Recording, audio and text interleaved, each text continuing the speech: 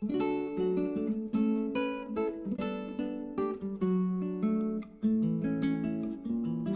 and welcome back to my channel. Let us take up one more issue on genetics, one more topic on genetics today in this video. I am planning to explain about Punnett's checkerboard, which is widely used in genetics.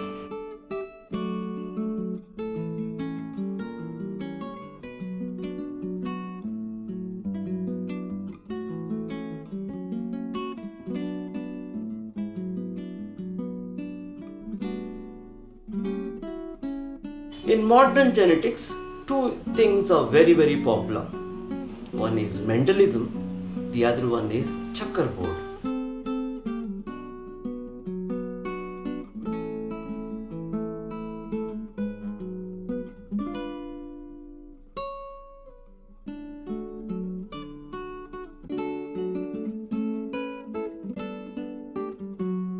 And both these are connected to one renowned scientist, Reginald Punnett. Punnett's checkerboard is widely used in genetics.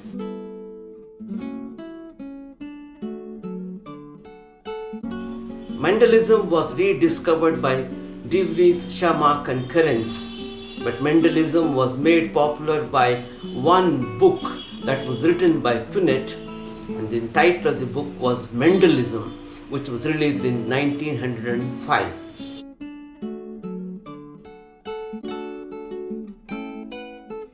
The focus of this video is only on Punnett's checkerboard.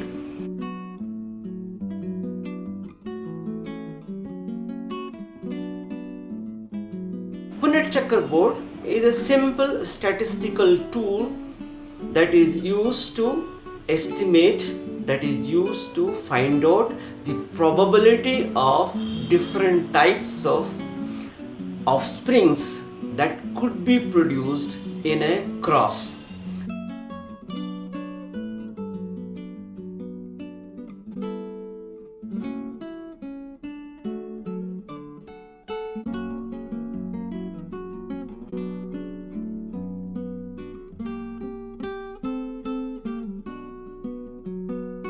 When you conduct a cross, whether it is monohybrid cross or a dihybrid cross, what are the different possibilities of the hybrids that could be produced? And this can be understood, the probability or chances of the hybrids that could be produced, and the genotypes of these hybrids could be estimated in an accurate manner by using Punnett's checkerboard.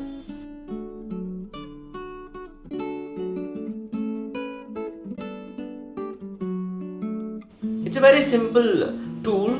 What you should do is you should designate the genotypes of the parents, produce the gametes, put the gametes of one parent in the rows, another parent in the columns, preferably the gametes of the male parent in the columns, gametes of the female parents in the rows, and then find out the possibilities of different crosses, different permutations, different combinations of the offsprings that could be produced in this cross.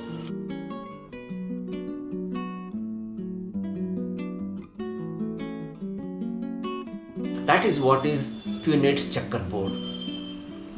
When you designate the gametes, there are some simple things that you should remember. Based on whether the parent is homozygous or heterozygous, the gametes have to be assigned. Based on whether the parent is homozygous or heterozygous, the genotype of the parent has to be assigned. For example, if you are considering a cross between tall and dwarf, if the tall is dominant, then you assign it capital T, capital T. If it is heterozygous, you assign capital T, small t. Tall parent is homozygous, then you assign the genotype as capital T, capital T. If it is heterozygous, then you assign the genotype as capital T, small t. A homozygous parent will only produce one type of gamete, whereas a heterozygous parent will produce two types of gametes.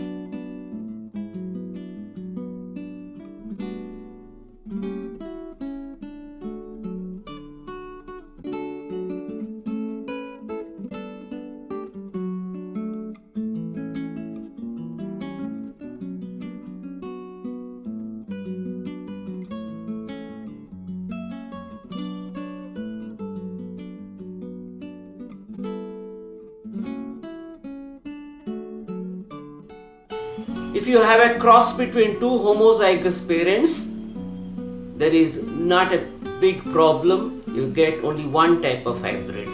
So this can be easily estimated in a checkerboard. You can see the checkerboard and you can easily understand how you can arrive at the possible combination of the offsprings that could be produced in a monohybrid cross. In a dihybrid cross, the similar method is used, but here you have to select one genotype for one character. For example, if you are taking two characters in a dihybrid cross, round yellow, wrinkled green.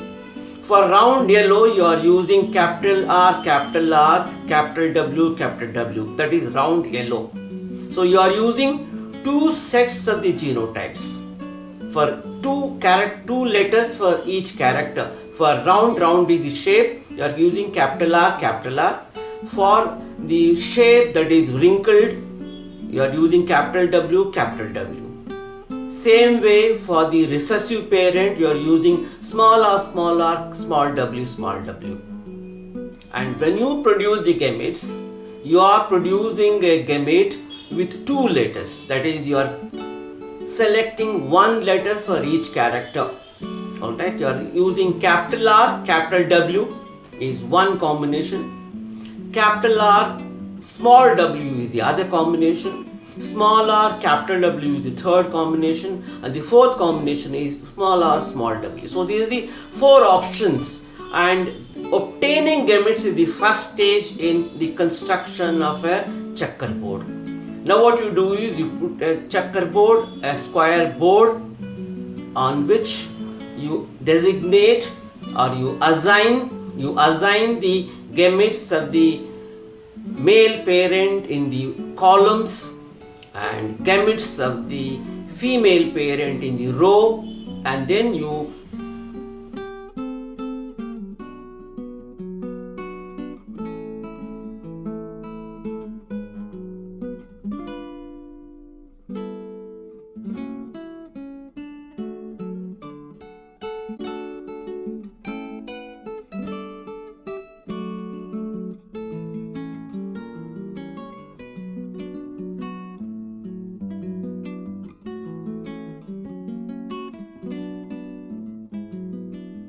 find out the different possibilities of the hybrids that could be produced as it is shown in the checkerboard.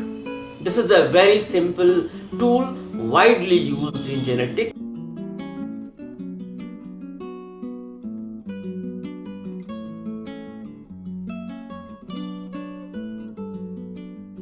Thank you for watching my video. We will meet again in the next video with some other topic on genetics.